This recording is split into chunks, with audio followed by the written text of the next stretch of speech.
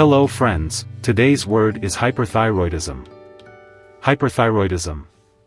Hyperthyroidism is a condition when the thyroid gland makes too much thyroid hormone.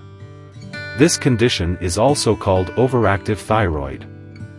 Main causes of hyperthyroidism are Graves' disease, which is an autoimmune disorder that causes the immune system to attack the thyroid gland, overactive thyroid nodules and thyroiditis. Hyperthyroidism speeds up the body's metabolism. That can cause many symptoms, such as rapid weight loss, hand tremors, tachycardia, arrhythmia, heart palpitations, increased hunger, excessive sweating, increased sensitivity to heat, tiredness, muscle weakness, warm, moist and thinning of skin with fine, brittle hairs.